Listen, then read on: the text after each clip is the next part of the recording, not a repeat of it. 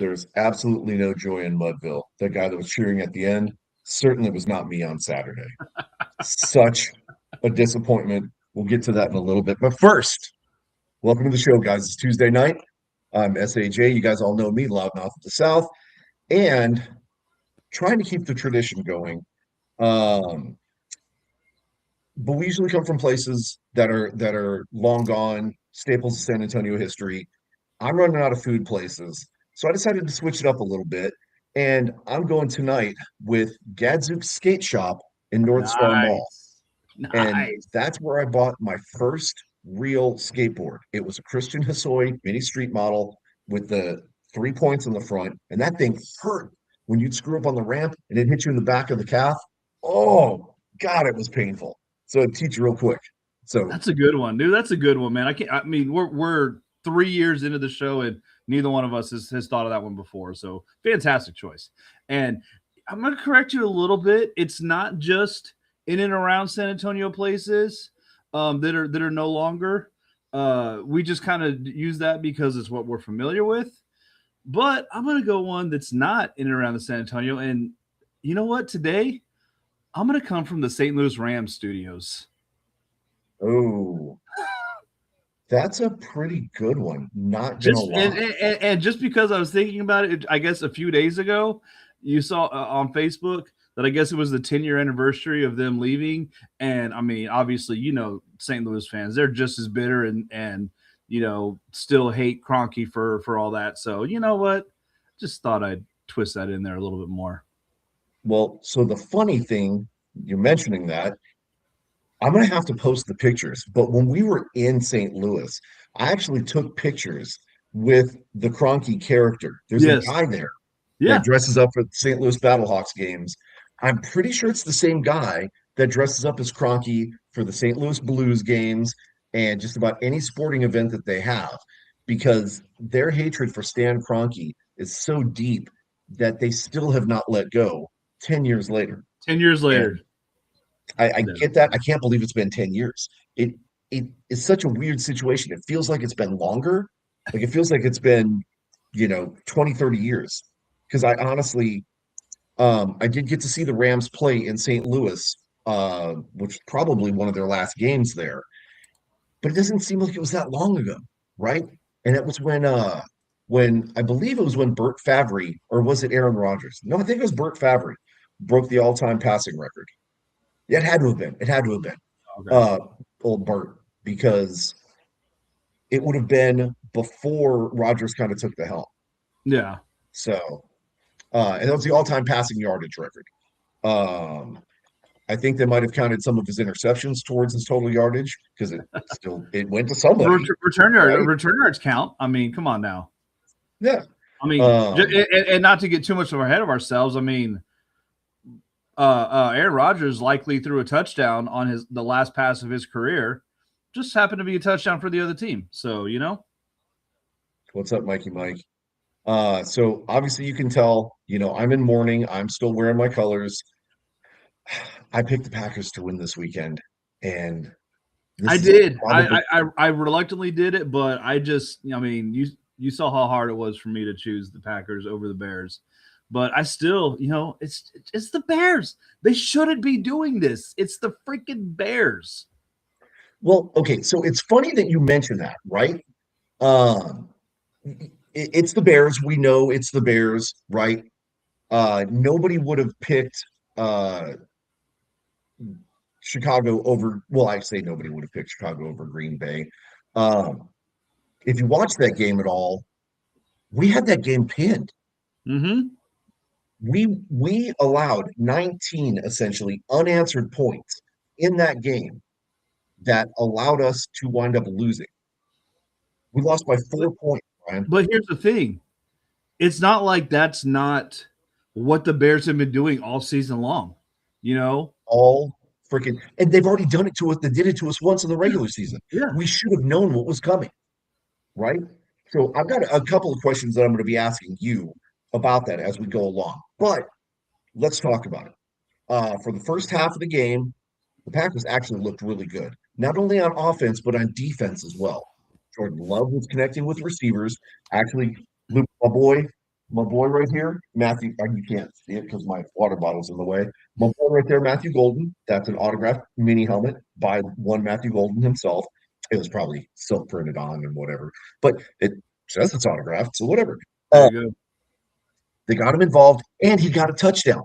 Right? His first. How would your first career touchdown be in the playoffs? Like, how cool is that? You know, It it's cool, but it's also kind of BS because it never should have happened that way. He that's true. had multiple touchdowns this year. Yeah. So I'm potentially excited to see what he can do next year. Hopefully, it'll be with Green Bay. Hopefully, he doesn't try and force a trade after his rookie year.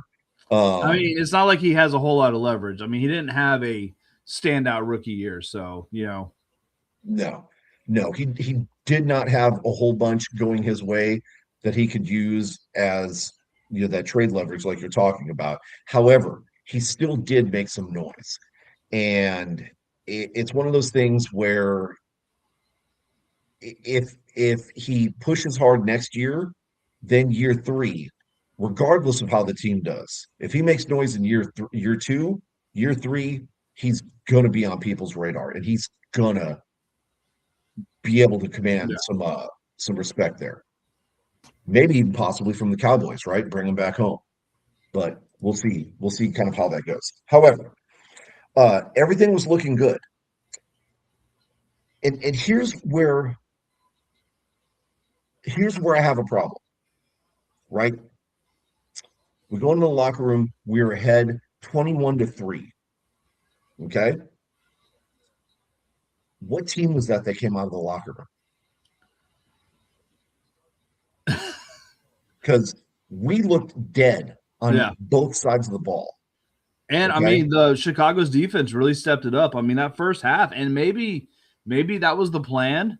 Kind of, hey, let's see what Green Bay's going to do. Kind of back off a little bit, give them a little leeway, and then kind of make some adjustments because that defense came out complete 180. You know, I mean, it Love had all the time in the world that first half, and then the second half, it was just you know Mhm. they were on them. Yep. Meanwhile, on the opposite side of the ball, we switched to what Chicago was doing on defense.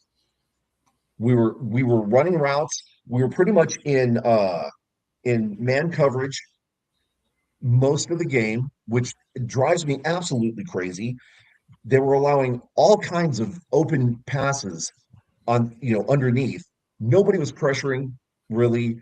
Of course, we didn't have Micah Parsons, so or as Sabrina likes to call him, Michael Perkins, and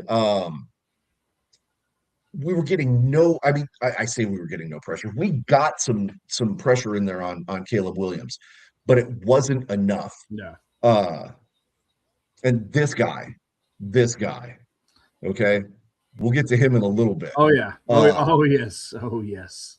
but man, what a disappointment. And it really bothers me. I I don't think that uh Malik Willis could have been a difference enough to help us win that game. But it sure as hell would have been nice to see him get in there and do some of that, razzle dazzle, double quarterback action kind of thing. You know what I mean? Now, Like switch now quarterbacks in the middle.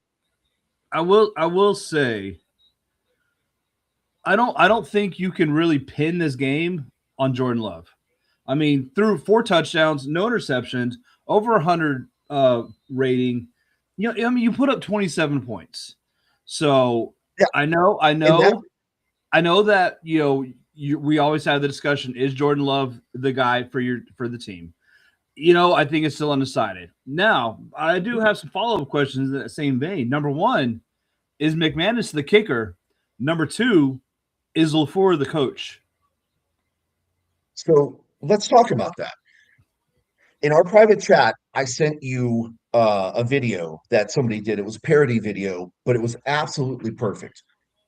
They changed his name from McManus.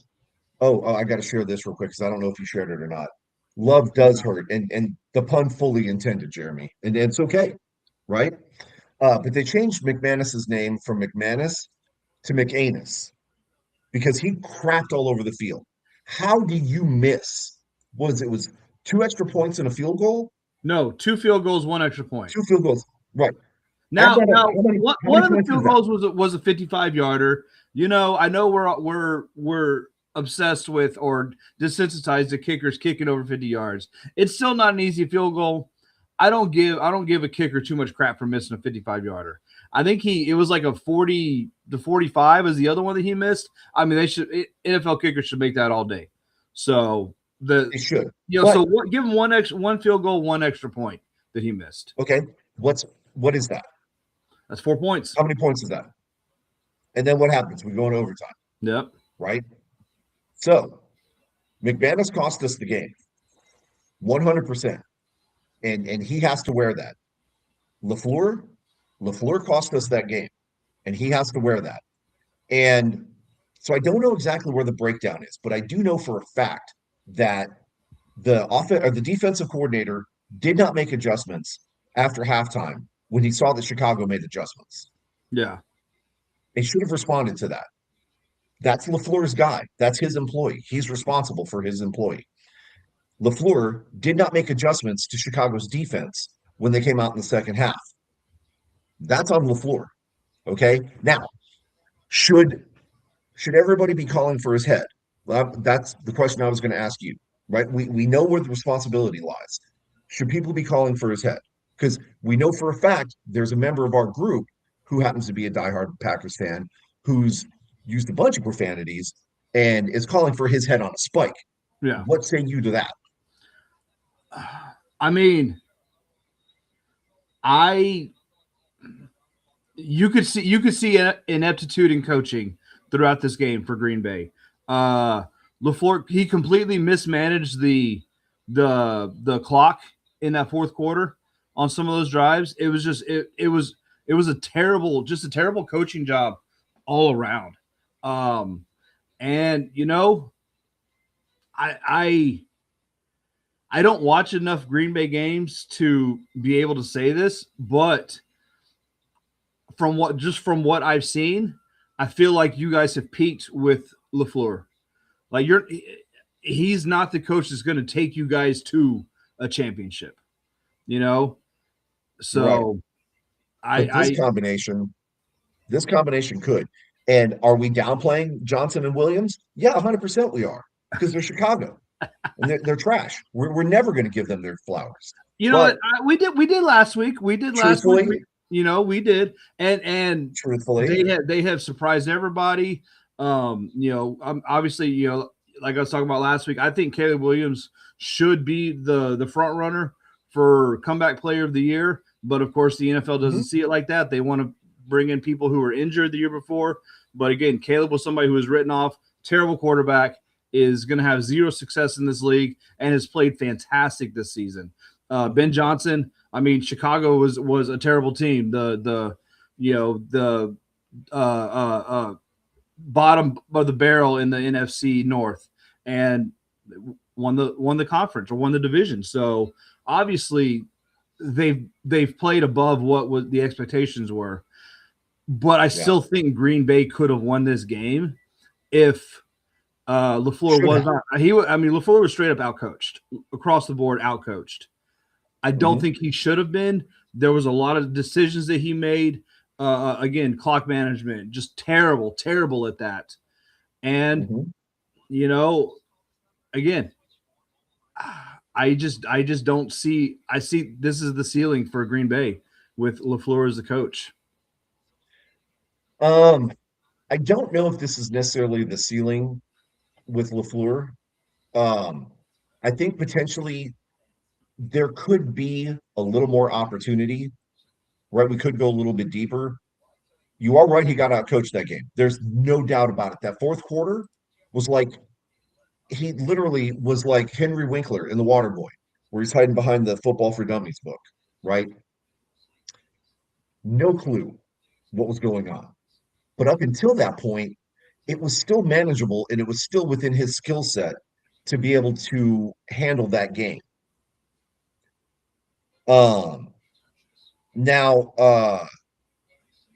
as far as Jeremy asking about, who do we realistically get? That's a tough call because You got two big names that are out there now as of today. true, true. Both of them have Uh, won Super Bowls. yeah, but you also have to think about the talent that they have or the lack thereof, right? First and foremost, we know our defense is spotty, right?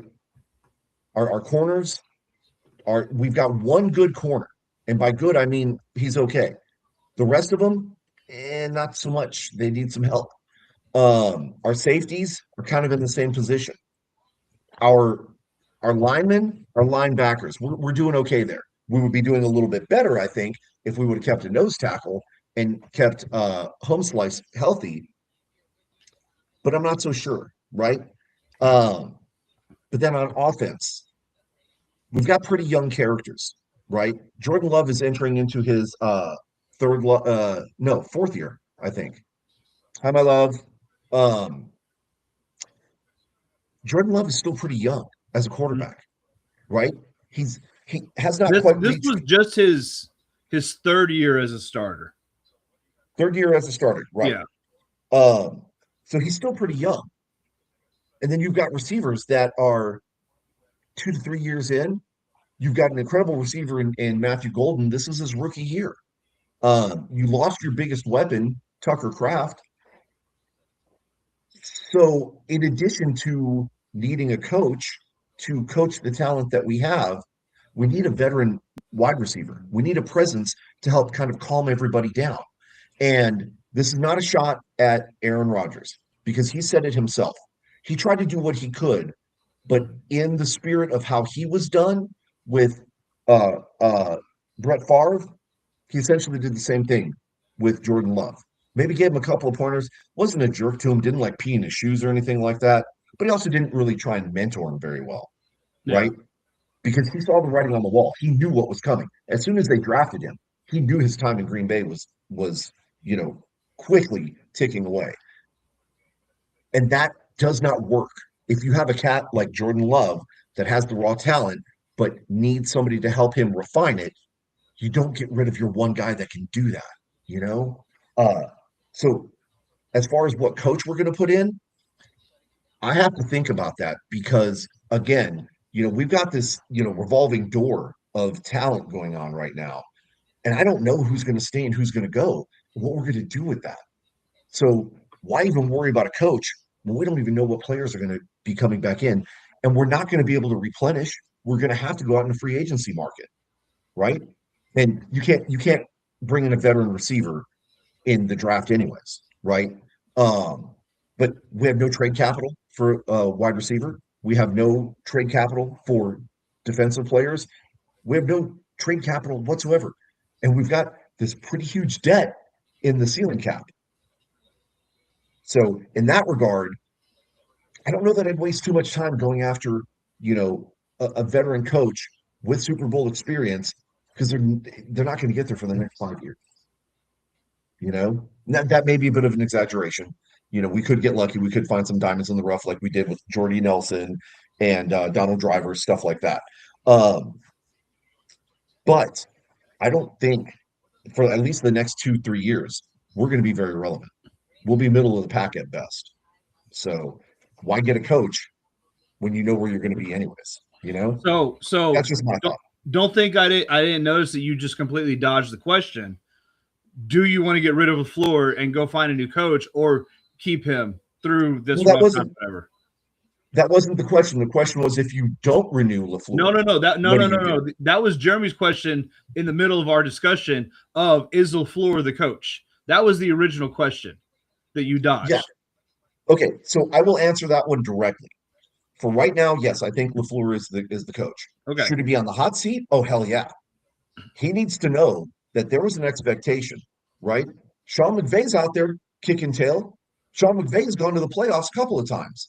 Now, granted, so is LaFleur. Um, but Sean Sean McVay's won two McVay, Super Bowls. yeah. And LaFleur's been to the playoffs, what, 3 out of 4 years? Yeah. Not exactly the same. You know what I mean? So LaFleur should be on the hot seat, and he needs to know that he's on the hot seat. And so that's where our team president needs to come in and have the come to Jesus meeting and say, look, my friend, you're hired to do a job. Your job is to develop this talent enough, regardless of the situations, and get this team to the Super Bowl. Now, I'll give you a little bit of break because we lost two key players, but next year you have no excuses, you know? And I don't care if, Jesus himself comes down and stops our team from getting into the end zone.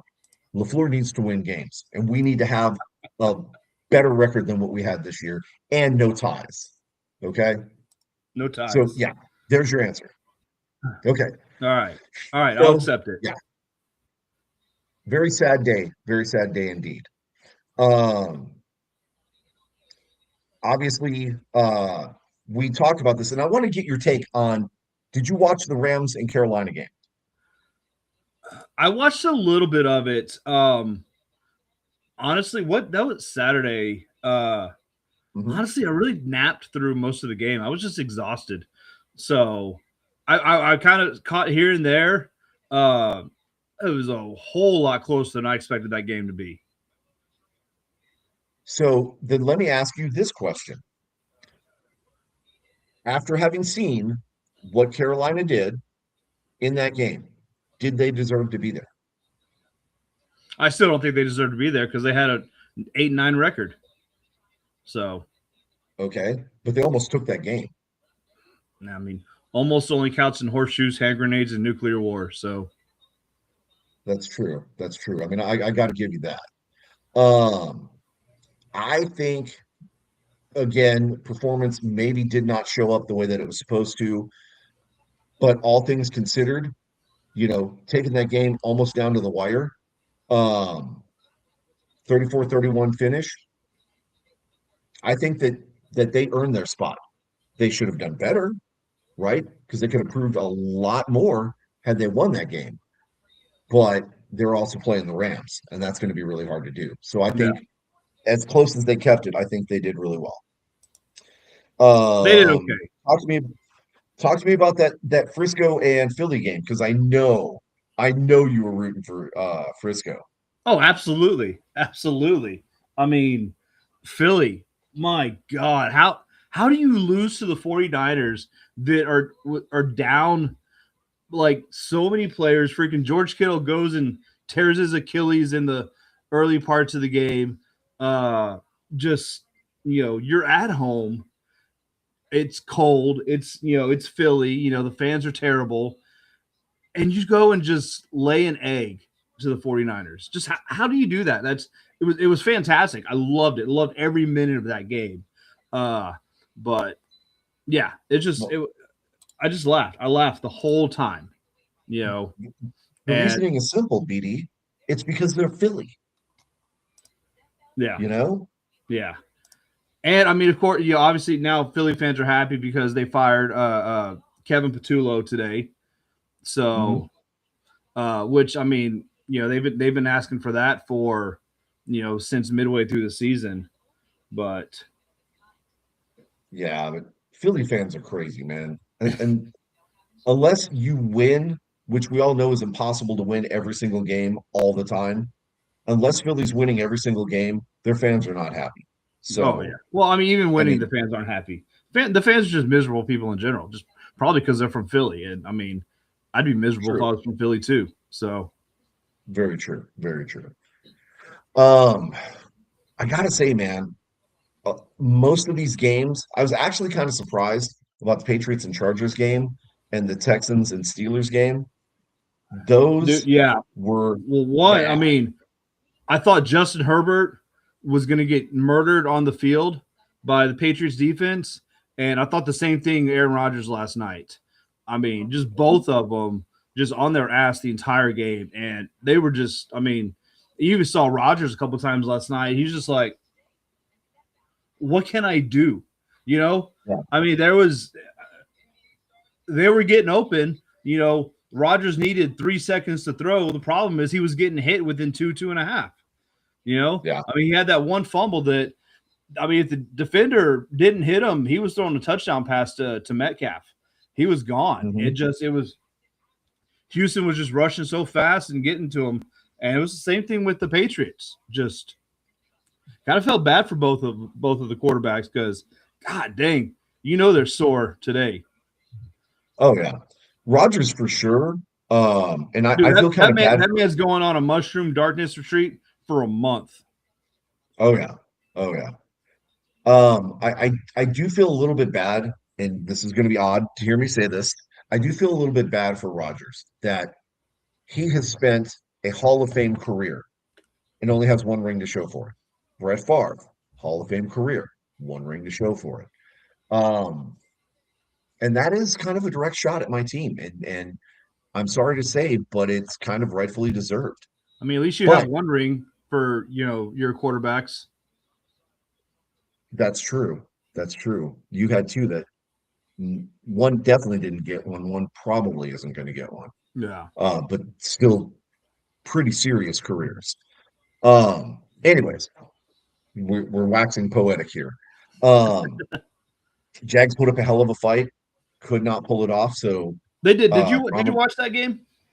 I watched bits of it. It was kind of hard It to. was a really good game. I enjoyed it. I will say one thing that kind of I made a note about as I was watching the game, a couple actually, but one, I'm done with the virtual measurement in these games. It's stupid. Spot the ball, bring out the chain gang. There's some excitement. There's a little bit of drama. Kind of watch them stretch out that chain to see where it lands. Now there's just everyone just sitting up, just looking at a screen for a pop up to say it's a first down. It's short, and it takes 2 minutes to do it. It's absolutely stupid.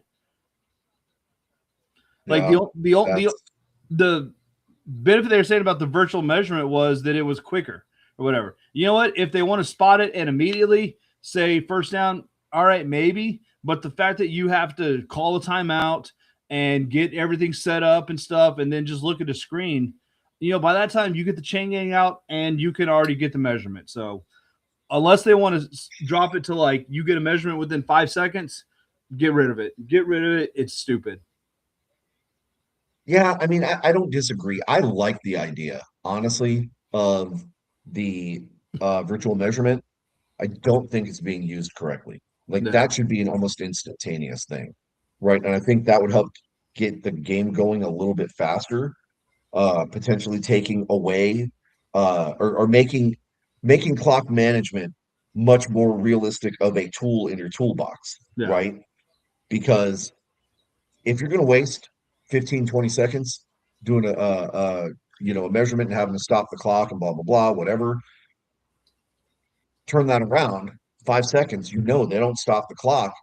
And let's say it's a 2 minute drill situation, you ain't got time to mess around, Yeah, right? exactly. So I kind of like that idea. But again, and this is definitely a gift from the AAF that I absolutely loved, which was the virtual measurement software. Uh, I really would like to see that being used a little bit more effectively in the NFL. Yeah. But you're right. If they use it efficiently, then it might be good. But the way they're using it now is just terrible. And Well, yeah, did you go see did figure. you see the Bills player Davis get injured with his knee injury? No, I did not see that. So it was a nasty injury. I mean, and I will say it looked like the defender basically just dove straight into this receiver's knee. And I mean, Oh, it like his knee was like this, and then it went pop. It was just oh, it was a nasty looking knee injury. You oh. know, and I was kind of thinking, I know, I mean, you do that to a quarterback, it's an automatic 15 yards. You're thrown out of the game. You go to jail for 6 months. Stuff like that. Maybe maybe they need to look at something like that for receivers too. Like if you're going straight at someone's knee like that, that's not a football play to me. Well, correct me if I'm wrong, but wasn't there some type of rule about low blocks? And that obviously would be a low intentional block. Well, it wasn't a So block; it that was a should have tackle. been called. He had the ball, so you can't go low to block somebody. But You can't, you you can't really know, go low to tackle either. You know, I just don't know. I Like like he wasn't he may have been a defenseless receiver, but I've never seen anything called going low on a defenseless receiver. I see up high all the time, but that's something like it did not look like a football play to me. Honestly, it looked like he was going for his knee, yeah. and he hit it, and I mean he was out, and he's probably that. It looked like it was your ACL, MCL, whatever, and if it is, he may be done for next year too. So something the league should look at, and we've talked about it in the past too. Instituting what the UFL has as far as challenging for penalties. I mean, how many times we've seen that the refs miss something one way or the other, and something like a penalty, a bad penalty, even that the coaches don't have an opportunity to challenge. When is the NFL going to come to the times and allow that? I wish I had an answer for you. I mean, we just don't know. Um, but what we do know is that the stage is now set, right? It's divisional round games this weekend. I find it coincidental, but worth noting that both number one teams and number six teams in the NFC and the AFC are facing, right? And then the number two teams and the number five teams are facing off, Hmm. right? It's interesting. Um, yeah, not that that means anything, um, but I just find it interesting when you find similarities like that. Something to kind of take a look at. Um, and those should be some really good games. Yeah. I'm excited to see Buffalo take on the Broncos. That's going to be a rowdy game, Mm-hmm. right? And Josh Allen, is going to bring some excitement to that game for sure, right? Oh, of course. Um, 49ers 49ers and Seahawks. Seahawks. I mean, that's a division rivalry, so Mhm. So that those should are be an always extra that's just a spicy game. little extra for it. Unfortunately, the 49ers are down a lot of players against, even more so with Kittle with his Achilles. Yeah. So I think the Seahawks kind of have an easier path to, I won't say easy because it is still football. And I mean, we saw from Philly last week that you can't always beat teams that you really, really should beat, because you suck as a team. But you know, I'm still Very giving true. Seattle the edge on this one. Yeah. Well, and as you should, right? Because again, Frisco's pretty banged up.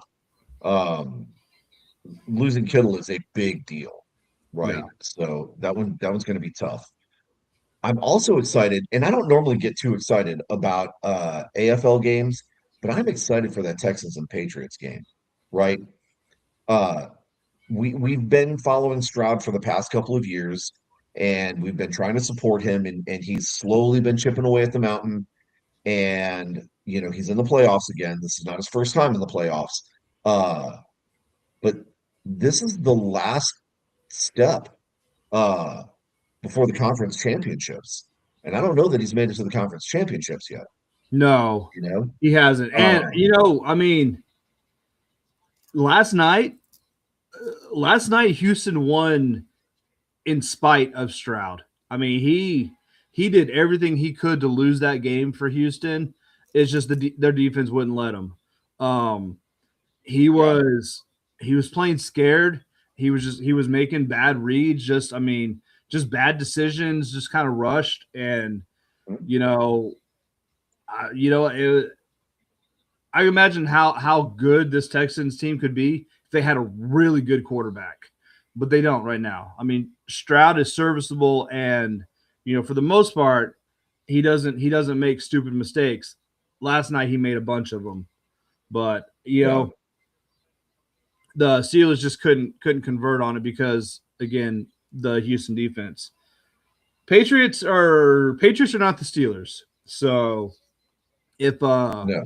Stroud's gonna have to make a 180 next game for the Texans to be able to beat the Patriots. Yep. Well, and this is going to be a huge test for Houston's defense because, you know, May's not exactly a slouch. No, Um, is he quite there yet? Well, I mean, not necessarily because I mean I he's mean sitting at an 86 QBR. So May's probably going to win the MVP this year. So yeah, I mean potentially. Um, but I definitely I definitely wouldn't count him out this game, right? Uh, like I said, Texans defense is really going to have their hands full trying to figure out what to do here. Uh, because, May's a pretty solid quarterback, but he's got a good team he's around got a him good team too. around him. Yeah, And so yeah, that's why I'm saying normally I don't get too excited about the AFC games, but this one has me pretty jazzed. And then, of course, the last game. You know who I'm rooting for. You know, I'm going to be bringing out every witchcraft, voodoo, everything I can to put the juju on the Bears, right? Because I just can't. That would be like you trying to support Philly after they beat Dallas in the yeah. playoffs, right? So it's not going to happen. But this should be a pretty good game, also. Um, the only The only other game I would have liked to have seen would have been Minnesota against the Rams in the playoffs, right?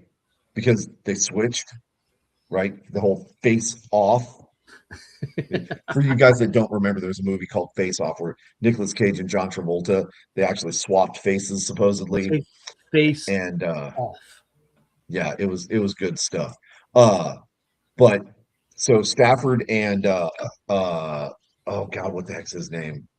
Uh uh Who's I'm sorry, You said Detroit, not Minnesota. You're Minnesota. talking about Yeah, Detroit. I'm sorry.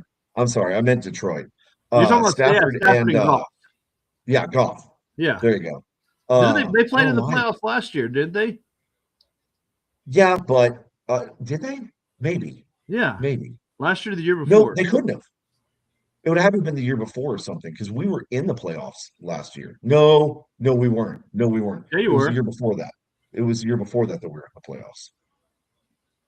And there's no way you would have three teams in the NFC North in the playoffs. I think y'all had 3 teams last year in the playoffs. I'm going to look at that and prove to you that you were a liar.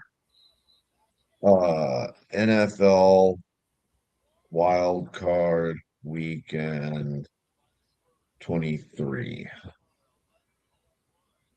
Green Bay played Chicago.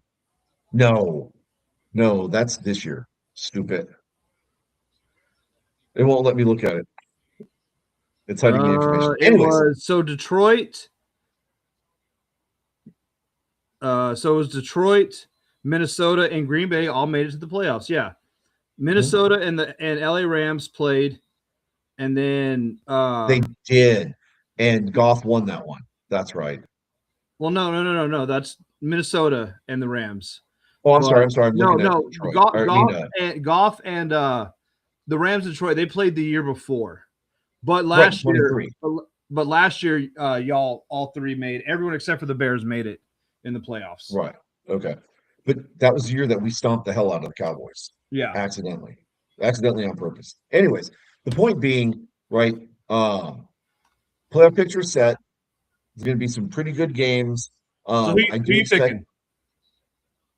Uh, Bills and Broncos. realistically, well, let me get back there so I can look at my options. Your options are Bills Um, and Broncos.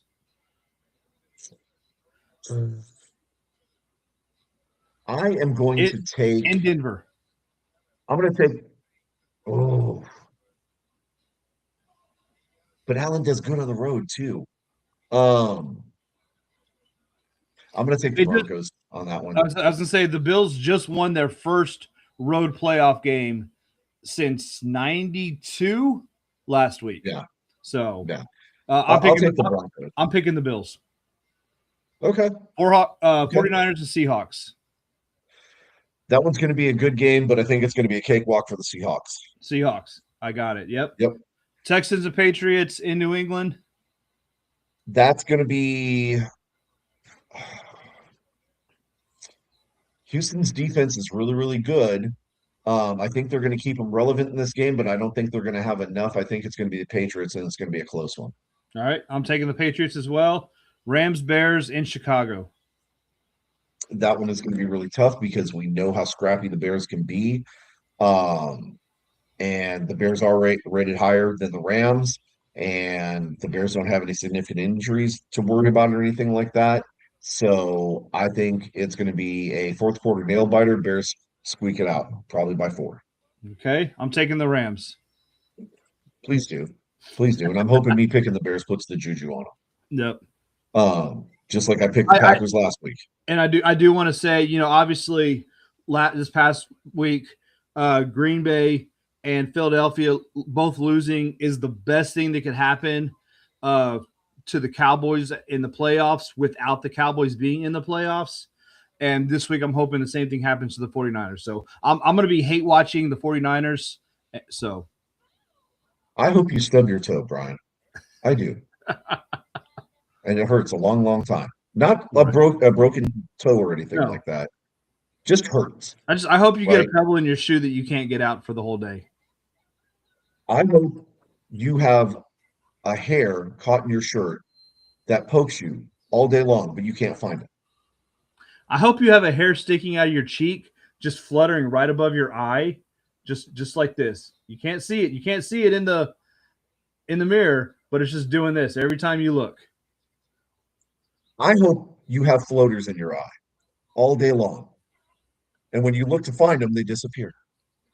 I hope you just have floaters. Oh, no, I leave floaters. Okay, speaking of floaters, it looks like Indiana's playing a floater this weekend in the national championship game. So that was a pretty good transition. I don't know how to feel about the college playoff game. I really don't. Indiana's in. When has that ever been a thing? Never. You know? Never. I I don't know that Indiana's had a relevant team. I hope.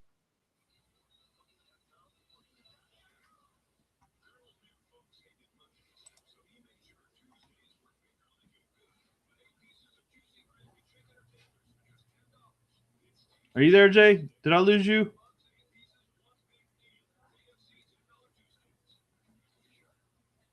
Oh, I guess he dropped out.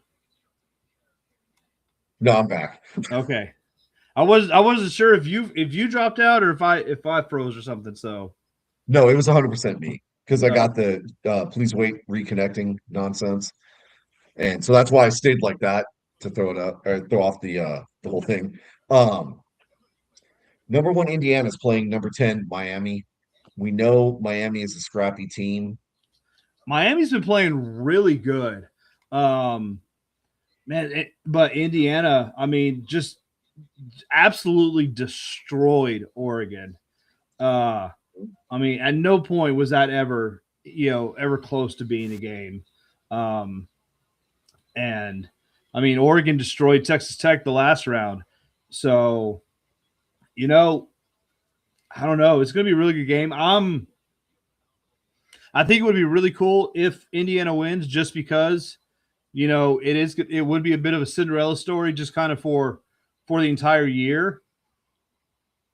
I wouldn't be mad if Miami wins because once again, Miami is the team that beat A&M. And, I could say, hey, you know what? We lost to the champions. It really wasn't that bad of a year. So True, but I'm on ESPN's website right now. They're favored. They're 68% favored to win.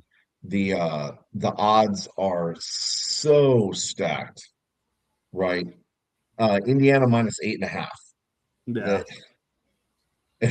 If that doesn't tell the tale of the tape, like I would love to see, maybe Miami sneak out a win against the juggernaut that is Indiana, because let's be honest, if it wasn't for the craziness that is the UIL right now, Indiana wouldn't be here. And once they kind of get that regulated, Indiana won't be here again.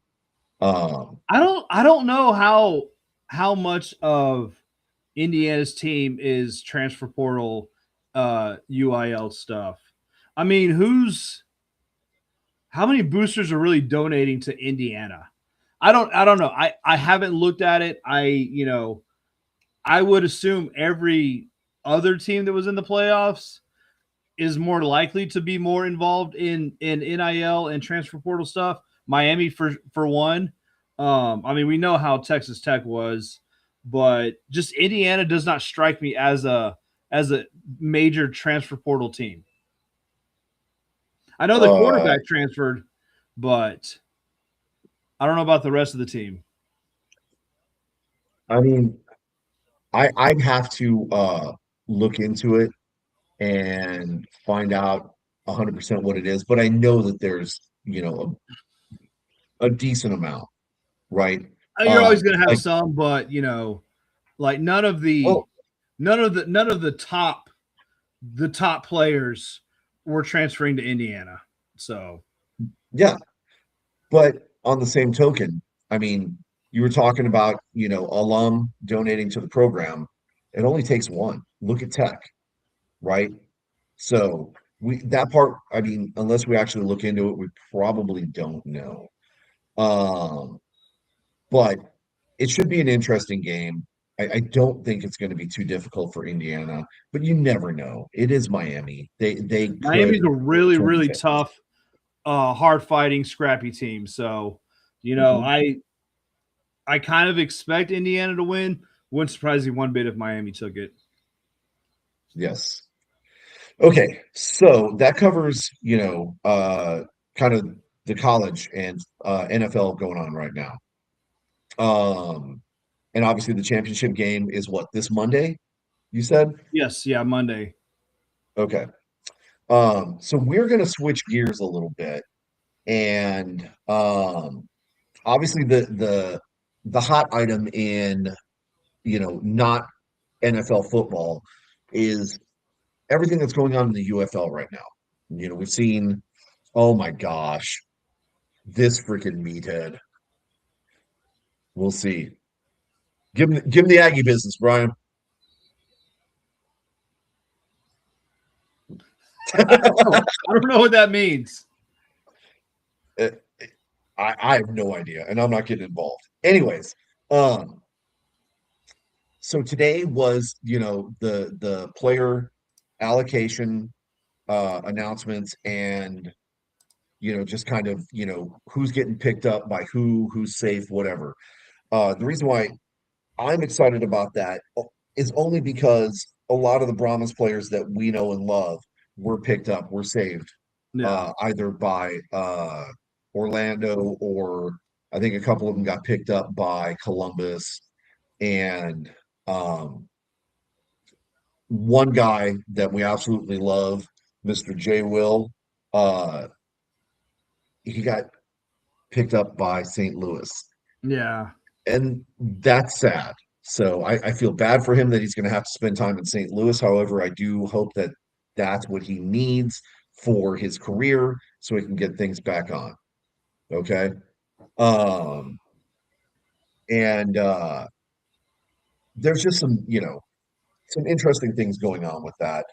Um, I know, shout out to Mike G. He's been following all this, very closely, very extensively. He happened to make a pick up on a stat that I certainly didn't pick up on. Um, but that was, and I gotta bring it up so I can make sure I quote this correctly and not screw it up. But there was, God dang it, where is it? Um, oh, here we go. I don't know why I couldn't remember it, but John Trey Kirkland, right? One of the We players, got picked up by Houston. yeah, but Yeah. he was one of the players that we talked to extensively. He always made it a point to come over and say hey to us when we were on the road, stuff like that. I know he talked to Section 108 when we were playing at home. Of course, he wasn't going to come over to our section because because we're jerks and that's enemy territory. But he did get picked up by Houston, but This makes him probably the only player in, XFL, maybe USFL, definitely UFL history that's played for all four Texas teams, Yeah. right? Uh, sorry, I'm getting food. Um, Wait, hold on. He played. He never played for the Renegades because he played for Houston, the Roughnecks, no, first year of the XFL. Then with the merger into the UFL, he played San Antonio 2 years, and then just got picked up by Houston again.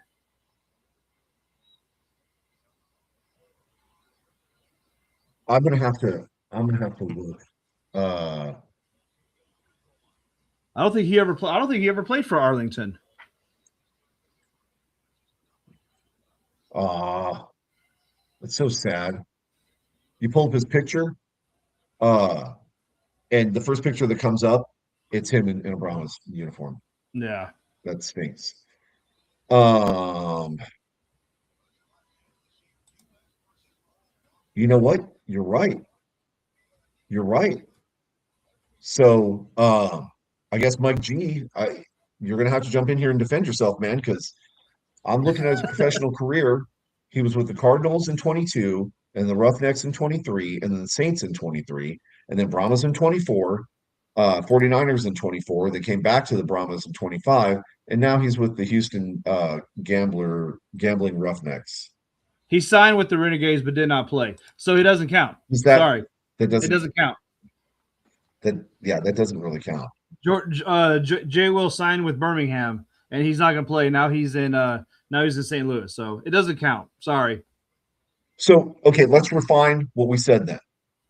He He signed he has with every team. right. He's had a He has contract with every connections. team. He has connections with every team in Texas. That'd be a safe way to say it. And we can go with that. And we're losing viewers because we're bagging on our audience. That's never cool. Anyways, so yeah, there's a lot going on in the UFL, and things are finally starting to get rolling. I still am not sold on this whole UFL deal. I'm not trying to throw shade or anything like that. But there's been promises made and not delivered on. Uh, the oh yeah, blame it on me, Mike. Blame it on me. Blame it on me. Um, anyways, um, things are not necessarily happening the way that it was made to sound, and I'm really concerned about bringing in the coaching staff that has no coaching experience. Yeah. So, um, I could be wrong, right? And I'll be the first to eat my words if I'm wrong. I'm just expressing my concern for the situation, what I'm seeing as a fan, as a sports commentator, right? Um, However, it could work out. It could work out great, right? I know in the team picture that was shown today, uh, one Mr. Anthony Beck looked extremely pleased to be there, right? And especially sitting next to AJ. Yeah. Uh, that was hilarious. I'm sorry, that was hilarious. And but I'm excited to see what Orlando's going to do, right? Because a lot of our players went there. So we'll be watching from afar. I'm not going to Orlando to watch games. It's not going to happen. We'll probably sneak off to Houston and Dallas and watch some games there. But that's going to be about it. Here's the other reason why we're not going to be, chasing too much around the UFL. Oh, it's this guy, Mr. Clayton. Yep. It's good to see you, man. We haven't really seen you in a while. Um, but uh, you got it. We were now we're done. Yeah, yeah, we're done now. Uh, and here's why we're done talking the UFL, because it's time to talk some continental football. So, for those that have been following this rebirth of a legendary league, San Antonio has kind of started out as unique as San Antonio truly is, right? We had our coach, And hang on real quick. I want to bring this up. God dang it. I'm not trying to do a post. Uh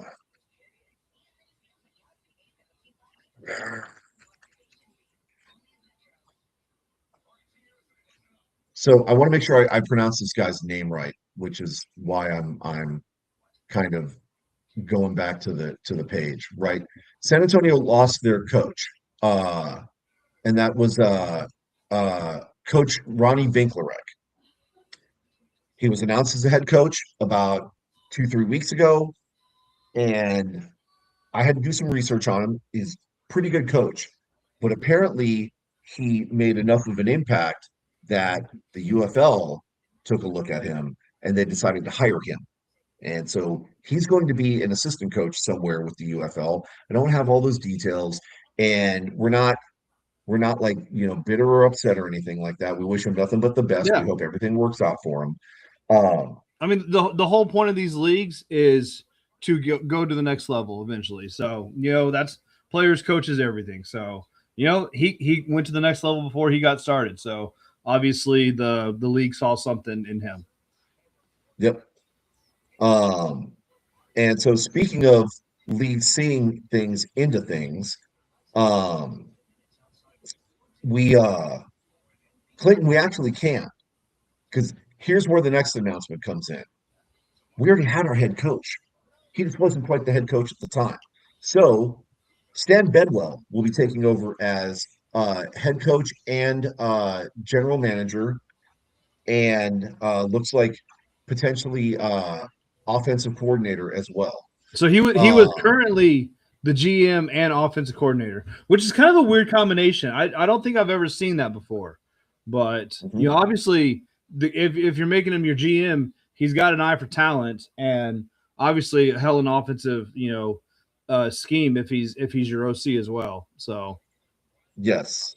Uh, so I knew I'd recognize the name, but I had to do a little bit of research on him. And this guy has an insane uh, pedigree when it comes to football, right? Um, Looking at, and I don't know all the different colleges and stuff that he's been involved with, but he was definitely involved with European football for like 10 years. The guy posted a 92-25 record over those 10 years with 5 championships to his name. And he did a bunch of different like colleges and stuff. But most notably, he was also the coach of the San Antonio Caballeros that fell apart, and he's involved with the Ohio Valley Ironman, right? So the guy brings some heat to the table. Here's the thing that's going to be really exciting for San Antonio, though. He is a pupil of the Hal Mumme School of Air Raid Offense. oh, So you're nice. going to be seeing, yeah, you're going to be seeing a pretty strong choice at quarterback and at the receiving course, right? So expect to see some really awesome people getting picked up for those positions. I'd love to see Frank Harris show up in that, but I don't think he would do that. But that would be awesome if he did, right? Because UTSA is our home school. Yeah. Uh, Clayton, the Iron Men were insane, and they are still insane because they are still around. So go back and watch some of our later our most recent episodes. We've been covering the Continental Football League for a while here, and we've interviewed a couple of players, we've interviewed a couple of staff, the GM, the commissioner of the league. A lot of good information there, and a lot of it all ties back to the Ironman. Yep. So you probably want to go back and watch those episodes. But so uh Stan Bedwell takes over as the new head coach, and it is going to be pretty awesome. Um, we we're looking at in fact today. Oh look, there you go. And then this guy. It This is guy. just two Texans. I haven't But seen this guy in a long time. yeah, How you been, we're Tim? we are talking football, and we're talking bad about you too, but you'll have to go back and watch it and see what we said. Um, check this out. San Antonio signed their first player. Uh, Today they made the announcement about it. A wide receiver with insane stats. Okay. 362 receptions, 5,600 receiving yards, 74 touchdowns, just to name a few of the accolades that this guy has. He's got 6 or 7 different awards. I don't care what that guy's saying. He's a So I want to make Vikings sure that you fan. see. No. See, you need He's to you put. I'm proud of I'm proud of Robert. Put up Even again. though he's a Vikings fan, he There you was go. able to put words together and make a sentence. There That's you really difficult for go. I Vikings just want to make fans. sure you I know saw that. that. I just want to make sure you Bye. saw that. Bye. Uh anyways, come and see us, my man. That's You know right. you're always welcome here. Okay? Fam is fam. Uh and and Robert, you're right. Like I'm going back and reading the comment now. Yeah, hopefully the Bears do lose and everything will be right in the universe because this timeline is really crazy. I don't See, like you're so busy where it's trying to take his going. comment off, you didn't even want to read it. All right. I don't want to. However, what I do want to talk about, getting back to the Continental Football League, January 17th, which is this weekend, right? We're having a meet and greet with the San Antonio Toros at main event at Stone Oak. Okay. That's 1911 North Loop 1604 East. That's going to be at 2 p.m. Okay. You're definitely going to want to come out because you're going to get to meet Mr. Bedwell. You're going to get to see probably some of the other coaching staff, maybe the new wide receiver that we signed. I'm not all sure who's going to be there.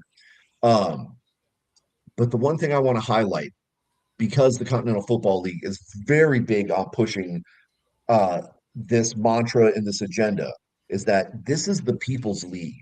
So they're going to try and make sure that they're doing events like this where the team is out in the community, kind of like what the UFL is doing now that they didn't do before. The Continental Football League is making sure that they're starting out correctly. Okay. Uh, we'll see you there, bud. Um, but yeah, it's going to be a very big push to make sure that the team is connected to the community. We're not going to be having the team practice in a hub, come down here and play for a day or two, maybe go out and do one community event while they're here, and then just disappear back into the ether. They're here. They practice here. They're going to play here. They're going to be involved in the community here. Uh, the guys are going to be working in the community here, right? This will be our team. We can own stock in the team. We can be on, there's multiple different ways in which you can get connected. You can go back and watch some of our shows to get all that information. Uh, but this, this is what we're, uh, me specifically, SAJ is definitely trying to push this because the business model is sound. The business model makes sense, but the business model only works if the fans engage, right? So I'm trying to make sure that everybody knows about that and that they can engage so that we can make sure that we fully fund this team and the team makes money and the team stays around and we get to enjoy part of that as well. Okay. Um, so the other man, shut up, Tom. I hate you. Um, the other thing that we're kind of keeping an eye on think he was. is I think that he was. Agreeing with you. Like, imagine no, that that. That's what a team is supposed to do. that was 100% sarcasm. I know Tom. I've known Well, Tom for it was 30 years. sarcasm, but That sarcasm was in agreement with you. it's sarcasm. I guarantee you. Okay. He's talking trash. I Well, know if you him. don't I like know that guy. sarcasm, then you would never hang out around me. So, you Well, know, that's true. That's one of the reasons why we're such good friends. Anyways, so in regards to the stadium, I know that there are some deals going on. It has not been finalized just yet and announced just yet, to my knowledge. because there are some intricacies to working those contracts to making sure that the team gets the most bang for their buck. So, short answer is it hasn't been announced yet. So, hang loose. There's only a couple of places that they can possibly play, and of those places, all of those facilities are going to be great. We're not going to have any problems. We should be able to tailgate comfortably. We won't have to walk any further than what we did to go to the Alamo Dome. And there should be plenty of room for everybody to be able to hang out. And you know, uh Tom's getting me distracted. So uh they are, but I have to clean up the dog mess before they come out and play, right? Because we don't want them playing like the gunslingers did Yeah, yeah. in the Rose Palace, right? Um, Or I anyways, mean, yeah. or in the Freeman when they had the horses come out onto the field. Yeah, So when they had the second horse accident, that was awesome. Because remember, it happened in the Commanders too, mhm, right? yeah. And maybe that's a sign. You If would there's think a they would have horse learned, there, but no. Here come the freaking Brahmas last year bringing horses out on the field. So it's just like, hey, let's just give these horses the opportunity to just drop a deuce on the football field. They've done it every time. So yes, Tim, yes. One state, one love. Now we can be one city, one love. And Jay's always serving beer. always, And Clayton, we can definitely talk about that. Make sure you tune in on Thursday because Texans Talking Football becomes Texans Talking Toros and Continental Football League in general. Okay. Uh we'll talk about this. Okay. Um anyways, so lots going on. We want to make sure that you guys know about the event, everything that's going on with that. Of course, we also want to make sure that we give a shout out to our little brother up in Austin, the Texas Syndicate, because they have been moving with a fury and signing a lot of players. And these are not these are not slouches. Their most recent defensive back that they signed is I saw some game film on him because his dad actually messaged the show, and uh, kid's pretty rowdy. So nice. Texas Syndicate is going to have a defense, man. We're going to have to watch out for that. Um, but we'll get into that more again Thursdays. That's what this is for. So make sure you tune in. It's probably going to be same time. Maybe we can bump it up an hour earlier, but it's Texans talking Continental Football and Texans talking Toros. But in the meantime, what else do we have on the agenda here? Um, They were done with I everything. think that's pretty much it. Arena football starting to ramp up. I'm starting to see more posts from the San Antonio Gunslingers, so things are going to be happening there really, really soon. We're going to try and make sure that we cover that also. And again, we talked about it this last season, Look, right? I With high saw a school. thing today. Oh, 75 days till kickoff for Yep, the Gunslingers. yep. So as we start getting, you know, as we start getting a little more free time when college winds down and we don't have to pay attention to that so much, uh, and NFL starts kind of tapering off, we'll be able to focus a little bit more on things that are going on in the arena football area and UFL and Continental Football League. But for right now, we're trying to give you what we can when we get it and keep it relevant. But yeah, 75 days. San Antonio's made some signing. Uh, this is not going to look like the team from last year. I think this team is going to be much more improved. Uh, and Tim, definitely come with us. Yeah. Uh, and Clayton, let's go, baby. Right? Keep them up. Keep them up. Let's go. And if we happen to know a guy that can do the tattoo also. Well, that's if he's in town. Um, anyways, um, I think that's pretty much it. I think that pretty much covers everything. So we're way over on time. But let's go ahead and wrap it up Let's do here. with that. Um, we never start on time, but we never finish on time, Nope. right? That's just the way life goes.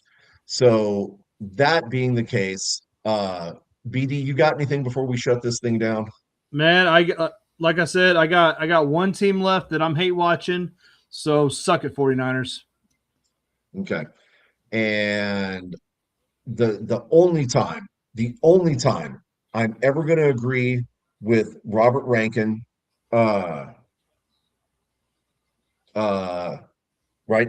Shout out to Robert Rankin, but Robert and I together are joining forces to unite our hatred towards the Chicago Bears, and hopefully it's enough to destroy their momentum, and they lose this weekend to the Rams, formerly of St. Louis, formerly of Los Angeles, formerly of probably about 7 or 8 other different places. But in the meantime, suck at Chicago. I hope you lose. So, guys, we'll catch you soon. See you on Thursday for Texans talking Toros and Continental football. See you guys later. See you guys.